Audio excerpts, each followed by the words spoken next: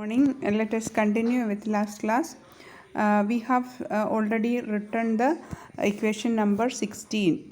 Ck plus 1 by Ck is equal to 1 by k when k tends to infinity. Okay, so this is the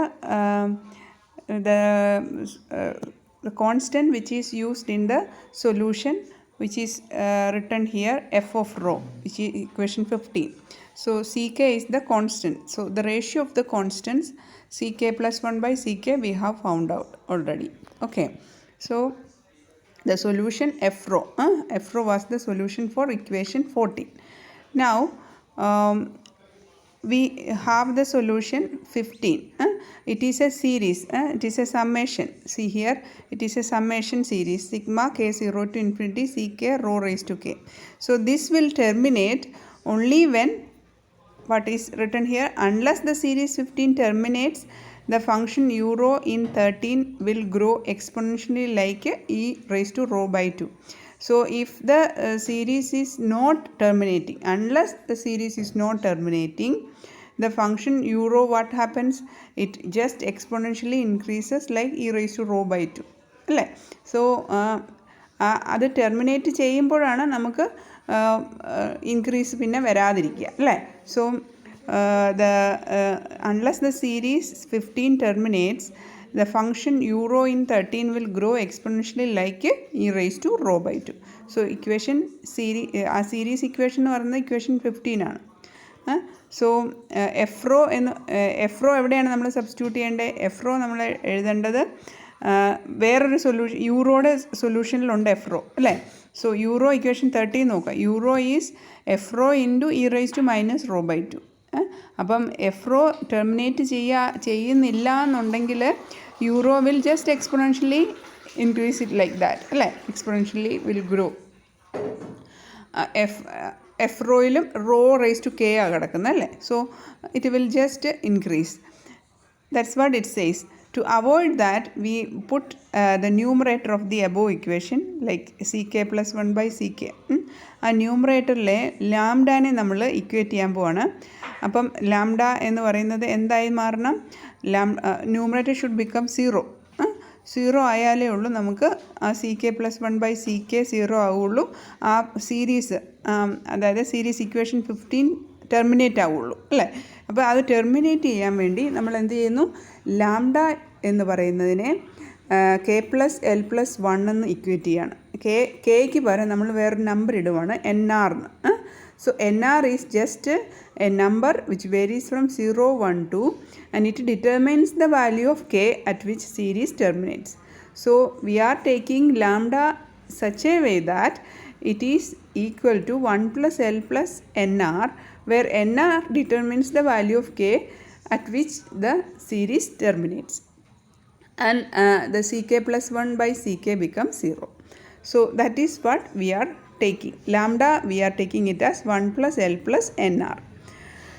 Now we know already, we have defined lambda here in this equation. See here, 10a 11th equation റൈറ്റിൽ എഴുതിയിരിക്കുന്നുണ്ട്. Lambda we have defined it like this, is a d square by h cut into root of mu by 2e.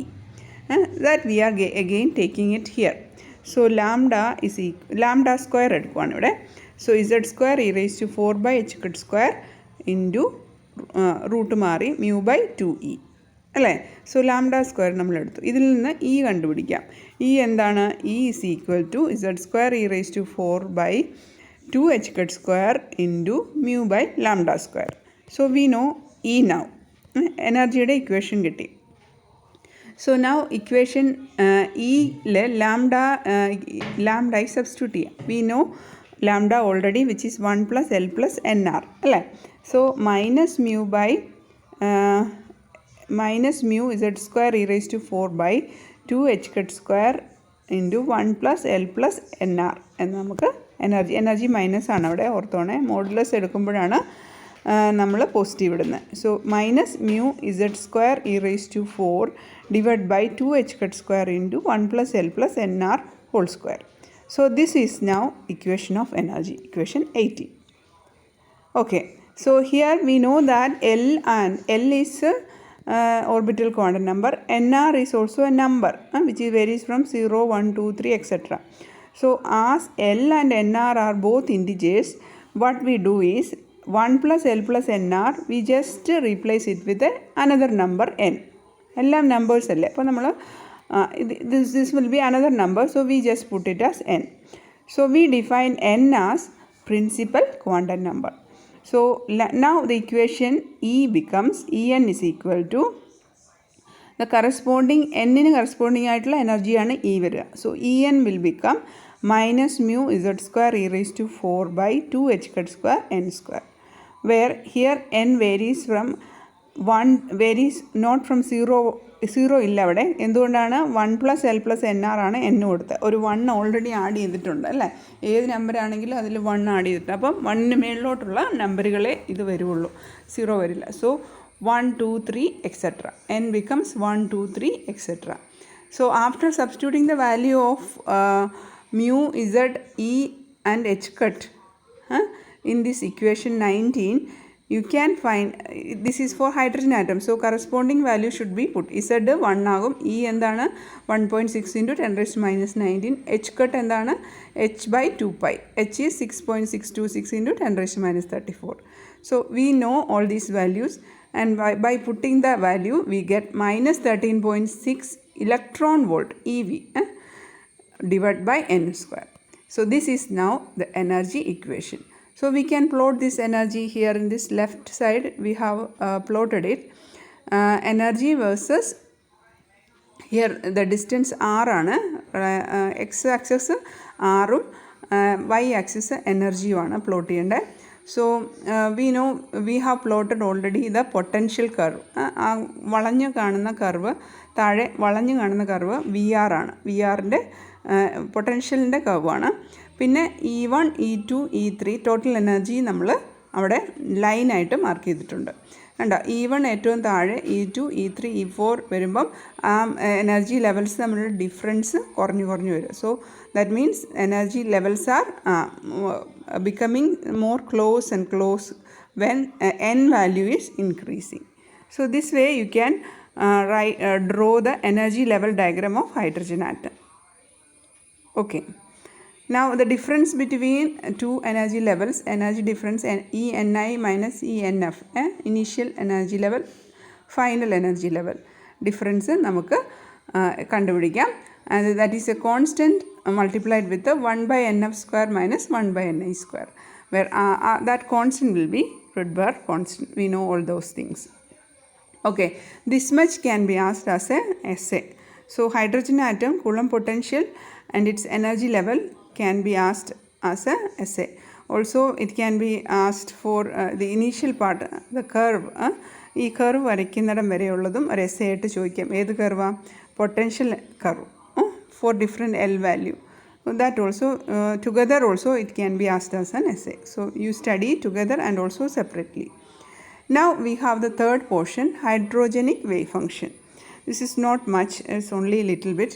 So first let us consider the energy eigenfunctions by the quantum numbers NLM. So let us take energy eigenfunction or the wave function as RNLM, inner product RNLM. We call it as product of radial function and the angular function. So RNLR and angular function YLM theta phi. So Y is function of theta and phi, R is function of R only, distance, radius only. Okay. So this in terms of this radial function we have written the Schrodinger equation earlier in the essay. So we have only taken the R of R only, but now we are taking the angular function also. This radial function you can write it as U of R by R. We have already said that, like U of R by R നമുക്ക് എഴുതാം. Now we can instead of writing in terms of the variable r, we can write it in terms of the variable rho also. We have defined the rho in the previous section. What was the value? Rho is equal to root of 8 mu modulus E by h cut square into r. This one we have already defined it earlier.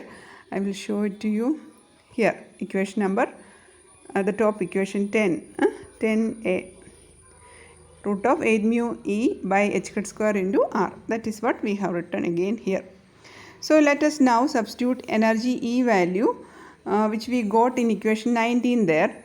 So now let us substitute that in this equation. It will be 8 mu by h cut square into mu z square e raised to 4 by 2 h cut square n square into r. So when you put that value, you can cut 8 and 2. You will get the answer. Root of 4 will be 2. 2z e square mu by h cut square n into r. So this is the value of rho.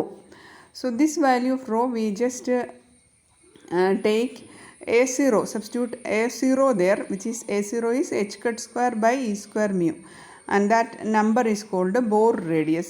So now the value of rho will become 2zr by n a0, where a0 is the Bohr radius. And we can write a0 as, it is just a number, h cut square by e square mu, all are constants, and mu is actually the effective mass of hydrogen atom. So when you substitute that, it will be 0.529 angstrom. It is Bohr radius for hydrogen atom. Hydrogen ആറ്റത്തിൻ്റെയാണ്, കാരണം mu ഓരോ ആറ്റത്തിനും different ആയിരിക്കും effective mass. So hydrogen ആറ്റത്തിൻ്റെ Bohr radius 0.529 ആങ്സ്ട്രോമാണ്. So rho we have found out. Now let us take equation 17. What is equation 17? Equation 17 is for lambda, I think. Equation 17 is lambda. 17 when L is equal to 0 and NR is equal to 0 and N is equal to 1. That is ground state. N 1 ആണ്. NR plus L plus എന്താണ് N define ചെയ്തായിരുന്നല്ലോ നമ്മൾ. What is N? N is 1 plus L plus NR. ഇവിടെ ടോപ്പിലെ third line 1 plus L plus NR ആണ് N. അപ്പോൾ നമ്മൾ N 1 ആക്കുകയാണ്. N 1 ആക്കുകയാണ്, അതിൻ്റെ അർത്ഥം L 0 ആണ്, NR 0 ആണ്, അല്ലേ? എന്നാലേ N 1 ആവുള്ളൂ. So that means it is ground state, അല്ലേ? ഗ്രൗണ്ട് സ്റ്റേറ്റിലാണ് നമ്മൾ ലാംഡ കൺസിഡർ ചെയ്തേക്കുന്നത്, ground state. So the power series 15 terminates after the first term. അപ്പോൾ നമ്മൾ N 1 കൊടുത്തപ്പോൾ നമ്മുടെ C K plus 1 by C K എന്ന് പറയുന്നത് ടെർമിനേറ്റ് ചെയ്യും, 0 ആകും. സോ n becomes 1, അല്ലേ? n becomes 1 ആകുമ്പം that term will be terminating. The series power series terminates after the first term. So f is equal to c0, that is f c0 ആയി. എഫിൻ്റെ equation എന്നായിരുന്നു? Okay, എഫിൻ്റെ equation F rho is sigma K 0 to infinity C K rho raise to K ആണ്, അല്ലേ? അപ്പോൾ ആദ്യത്തെ first ടേമിൽ തന്നെ ടെർമിനേറ്റ് ആയി ഈ സീരീസ്. ഒരു ടേം മാത്രമേ ഉള്ളൂ, ഫസ്റ്റ് ടേം മാത്രമേ ഉള്ളൂ, അല്ലേ? അപ്പം C0 ആണ് നമുക്ക് കിട്ടി. Rho raise to 0 is 1. So first ടേമിൽ നമുക്ക് എഫ് കിട്ടി. എഫ് എന്ന് പറയുന്നത് C0 നമുക്ക് കിട്ടി. So F become C0, that is U10 raw.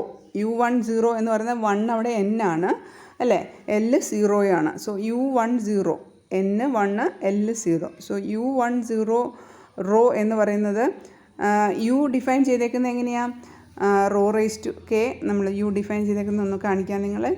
ഇവിടെ ഓൾറെഡി ചെയ്തിട്ടുണ്ട്. യു ഓഫ് റോ ഇക്വേഷൻ 13 എന്താണ്? Rho raise to L plus 1 e raise to minus rho by 2 F of rho. F of rho നമുക്ക് C0 എന്ന് കിട്ടിക്കഴിഞ്ഞു. പിന്നെ നമ്മൾ L 0 ആണ്, അല്ലേ? L 0 ആണ്. അപ്പം റോ റേസ് ടു 1 എന്ന് വെച്ചാൽ റോ, അല്ലേ? പിന്നെ E raise to minus rho by 2. അപ്പോൾ എങ്ങനെയാണ് യൂറോ കിട്ടുക? C0 rho E raise to minus rho by 2. അങ്ങനെയല്ലേ നമുക്ക് കിട്ടി എഴുതിയേക്കുന്നത്? നോക്കിയേ. So C0 rho E raise to minus rho by 2 കണ്ടോ? U10 റോ എന്ന് പറയുന്നത് നമുക്ക് സൊല്യൂഷൻ വേവ് ഫംഗ്ഷൻ കിട്ടിക്കഴിഞ്ഞു. സോ U10 റോ നമുക്ക് കിട്ടിക്കഴിഞ്ഞു. ഇനി നമ്മൾ റോയ്ക്ക് സബ്സ്റ്റിറ്റ്യൂട്ട് ചെയ്തിരിക്കുന്നതാണ്. റോ എന്ന് പറയുന്നത് നമ്മളിവിടെ ലെഫ്റ്റിൽ കിട്ടിയിട്ടുണ്ട്. റോ എന്താണ്? Rho is equation 25. Rho is 2z r by NA0, അല്ലേ? അതവിടെ സബ്സ്റ്റിറ്റ്യൂട്ട് ചെയ്യാണ്. 2z r by NA0 into e raise to again നമ്മൾ റോയ്ക്ക് സബ്സ്റ്റിറ്റ്യൂട്ട് ചെയ്യുകയാണ്. ഇ റേസ് ടു -2ZR/NA0/2 അല്ലേ. So into C0. So after substituting that you will get the value. അത് value നമ്മൾ ഇവിടെ എടുത്തെഴുതിയിട്ടില്ല എന്നേ ഉള്ളൂ. ഓക്കെ, നൗ R10 എന്താണ്? R10 എന്ന് പറഞ്ഞാൽ U10ρ/R ആണ് അല്ലേ. So it will be 2Z/A0 whole raised to 3/2 e raised to -ZR/A0. അതാണെന്ന് ഒന്ന് നോക്കുക കേട്ടോ. ആ constant 2Z/A0 whole raised to 3/2 വരുന്നത് നോർമലൈസേഷൻ വഴിയാണ്. നോർമലൈസേഷൻ ചെയ്ത് കഴിയുമ്പോൾ കിട്ടുന്നതാണ് ആ കോൺസ്റ്റൻറ്റ്. അത് നിങ്ങളൊന്ന് ഓർത്ത് വയ്ക്കുക. ജസ്റ്റ് R കൊണ്ട് ഡിവൈഡ് ചെയ്താൽ ഇത് ആക്ച്വലി U10 തന്നെയാണ് R10, but just divide it with R കേട്ടോ. അപ്പം നിങ്ങൾ അത് തന്നെ എഴുതിയാലും കുഴപ്പമില്ല. After normalisation you will get that constant 2 into Z/A0 raised to 3/2 എന്നുള്ളൊരു ടേബും കൂടെ വരുമെന്നേ ഉള്ളൂ. കാരണം C0 നോർമലൈസേഷൻ കോൺസ്റ്റൻ്റ് ആണ് C0 വരുന്നത്. C0 എന്താണെന്ന് കിട്ടും നമുക്ക് നോർമലൈസേഷൻ ചെയ്യുമ്പം. എന്നിട്ട് ആ C0 ബാക്ക് സബ്സ്റ്റിറ്റ്യൂട്ട് ചെയ്യുമ്പോഴാണ് നമുക്ക് ഈ പുതിയ ഇക്വേഷൻ കിട്ടുക. 2 into Z/A0 raised to 3/2 e raised to -ZR/A0 എന്ന് കിട്ടുന്നത്. ഇവിടെ സൈഡിൽ എഴുതിയിട്ടുണ്ട് C0 becomes 2 when L is equal to 0 and K is equal to 0. Okay, this much only is there. So R10 നമുക്ക് കിട്ടി. ഇനി R20 കണ്ടിട്ടുണ്ട് ഇവിടെ. R20 നോക്കിയാൽ വെട്ടിയതിൻ്റെ താഴെയാണ് എഴുതിയിരിക്കുന്നത്. R20 again it will be എല്ലിന് നമ്മൾ ഇവിടെ L അല്ല N2 ആണ് കൊടുത്തത്. L0 കൊടുത്തു. N2 കൊടുത്തു, L0 കൊടുത്തു. അപ്പോൾ നമുക്ക് പുതിയ ടേം കിട്ടും. ഇതെല്ലാം ഒന്നും നിങ്ങൾ എഴുതിയില്ലെങ്കിലും കുഴപ്പമില്ല. So it will be 2 into ZR/2A0 raised to 3/2 വരും അല്ലേ. റോ റേസ് ടു 3/2 ആണ് വരുന്നത്. റോ റേസ് ടു 1 അല്ല, റോ റേസ് ടു 3/2 ആണ് വരുന്നത്. Same thing E raise to exponential ടേംസിലും അത് തന്നെ വരിക. So you just need to substitute that and you can find R10, R20 and R21. All these values you will get and you can plot it with respect to R/A0. So the plot is also drawn here. You can just if you can remember this plot, you can just draw it if it is asked.